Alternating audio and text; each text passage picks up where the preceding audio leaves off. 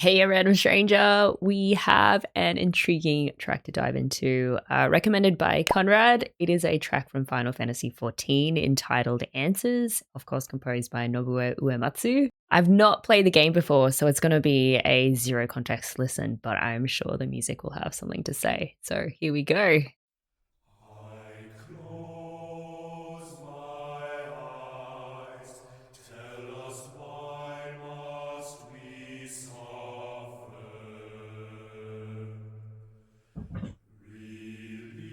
Release your hands, for your will drags us under. My legs grow tired. Tell us where must It's a we low baritone. wander?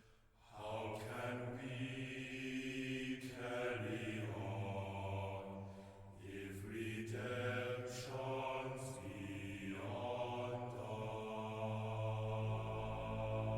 us?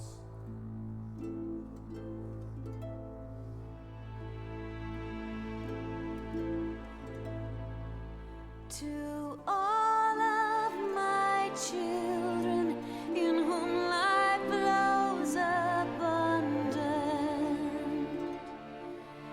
to all of my children to whom death hath passed his judgment,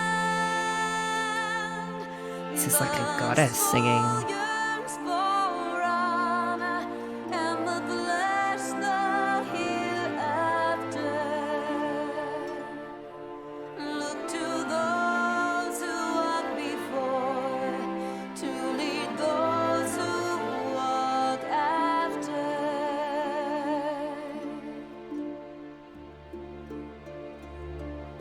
Shining is the land's light of justice. Oh, there's a time signature change there from 3/4 to 4/4.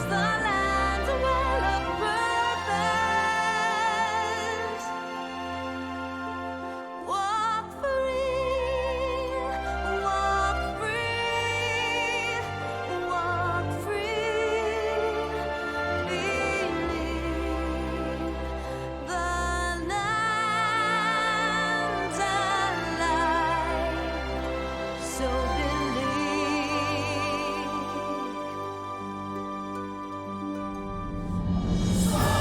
Feel,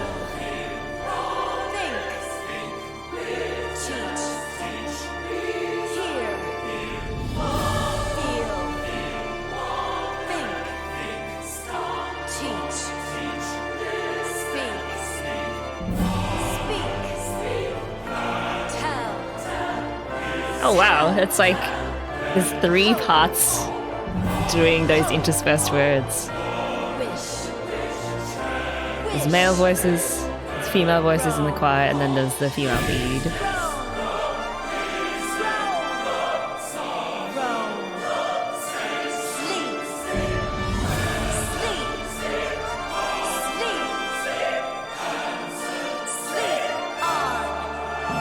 Sleep.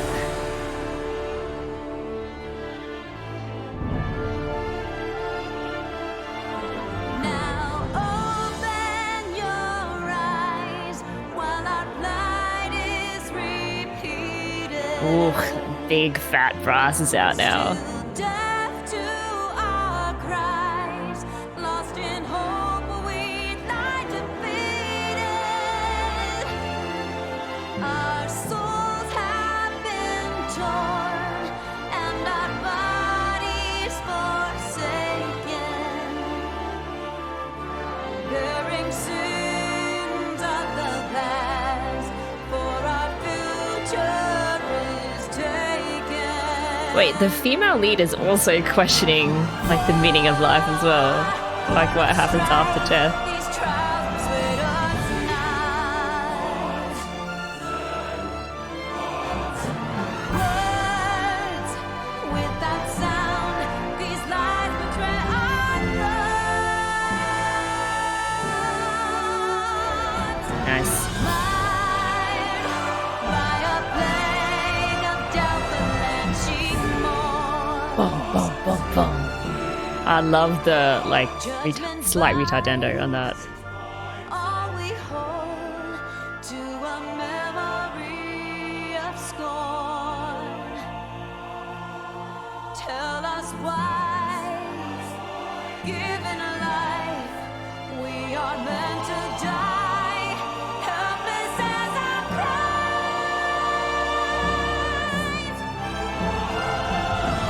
Witness, suffer, borrow, reason, follow, It's so powerful when she's also singing those single words as well.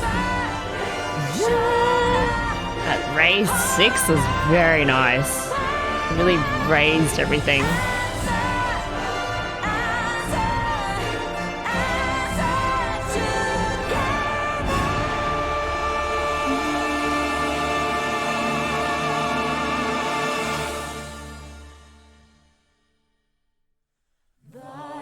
life is a riddle to bear rapture and sorrow,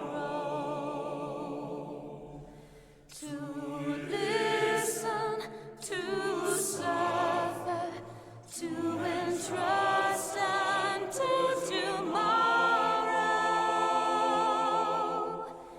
In one fleeting moment from the land of life flow. Yet in one fleeting moment, for anew it doth grow. In the same fleeting moment, thou must live, die, and know.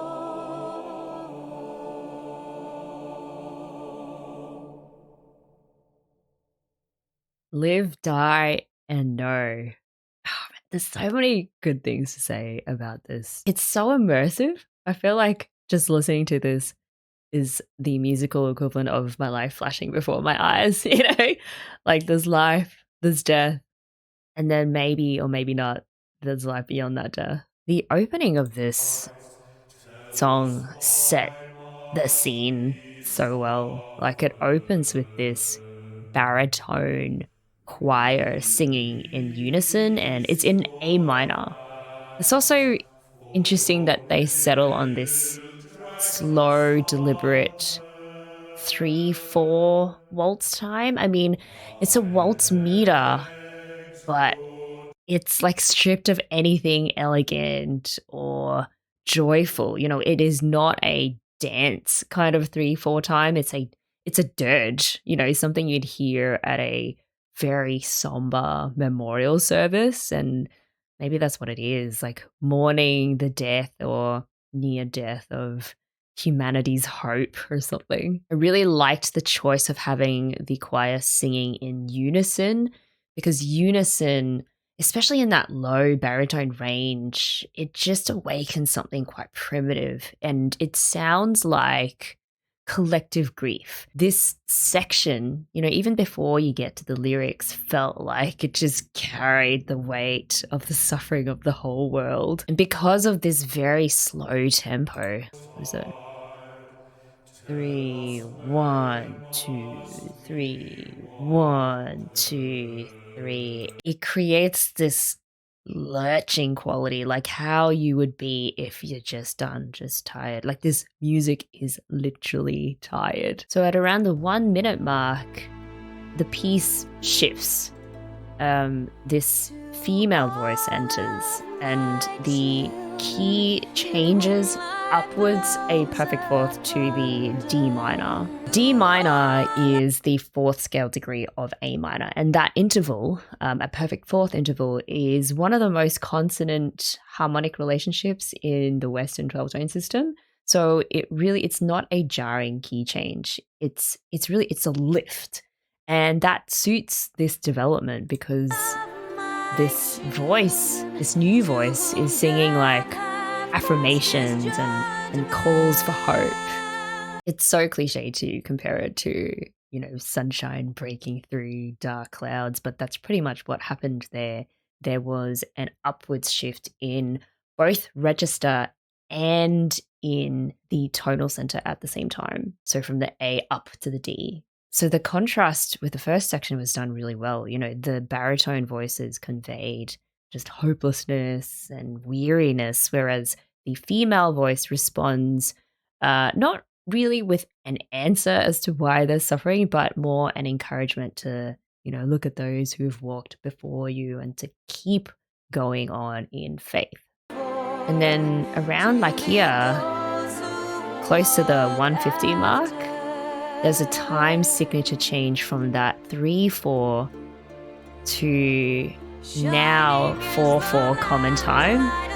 1, 2, 3, 4. 1, 2, 3, 4, 1. And then suddenly there's this solid grounding that the music didn't have before, because 4/4 compared to 3/4 time is relatively more settled. And again, it's apt for this part because I guess she's extolling the virtues of justice and purpose and just like the aliveness of the land. So the piece reverts back to the 3/4 time. And then this was like one of the more unusual textures of the song.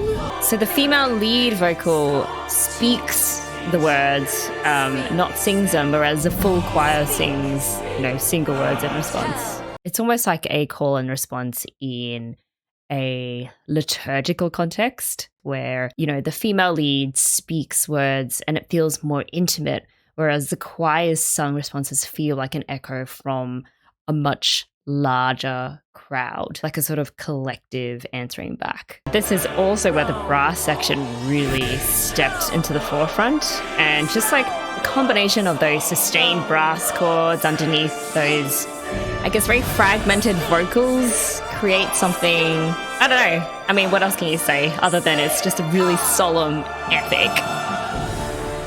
What was interesting is that it wasn't all the way through a clear-cut, simple case of the female lead representing hope and urging hope, and then, the choir representing the teeming, weary mass of humanity. Because here, like around the 4-minute mark onwards, there is again a shift to the 4/4 common time. And again, it's the female voice taking the lead. But the lyrics are anything but hopeful. Tell us why, given a life, we are meant to die, helpless as our cry. That was epic. But yeah, you know what I mean? Like, she also is singing these questions that she does not have the answers to, which is ironic given that the song is called Answers. So in the first section, she was like comforting and encouraging her children to, I guess, find the strength to continue on in the face of despair and hopelessness.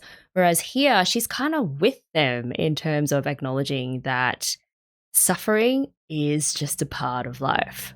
So the structure isn't so much hopelessness answered by hope. It's more a dialogue that keeps returning to the same place of melancholy, just kind of like from different angles. And this is my favorite moment here, where it's like the choir, the female lead, the brass, it's the full orchestration. Everything just converges into this one epic emotional peak. And it's so earned because of how it's been withheld up until this point. That was also another moment that tickled my ears. We just go back a couple of seconds. When the female lead sings Whisper. Whisper with that raised sixth. So in the context of D minor, that means instead of singing the normal B flat, she's saying a semitone higher than that, the B natural. And that dissonance added to the sense of soaring at that right exact moment, which is really cool. Also worth noting is that from this second last section, the female lead is now singing, not speaking every interspersed word. So there's sort of like a unification happening where originally those who were down and tired and she was kind of answering them with words of encouragement. Now, sort of the questions are all just coming from the same source. It's that interplay between the single female voice and the rest of the full choir. That is the entire structure of the piece and where it gets its power from. It's like the individual and the collective are in constant conversation. The solo gives voice to particular experiences on an individual level, so like feeling, suffering, pondering, and then the choir reflects those back as universal experiences, because no matter how hard and lonely life gets, someone somewhere out there, whether past or present, has experienced that same thing. And I guess the broader sense or feeling that this piece gives me is that the answer to suffering is not really the elimination of it. It's more finding solidarity in others. It's more that someone heard your cry of pain and it was like, I get you and I see you. Also, lest we forget, likely in this game, but also history is littered with examples of people suffering as a whole, like as a race, ethnicity, or whatever other grouping, because people can be crappy and quite tribalistic, and it just leads to all sorts of collective suffering. That's really cool. I mean, I always knew that the Final Fantasy games had amazing music, but thank you for this chance to dig into this particular track.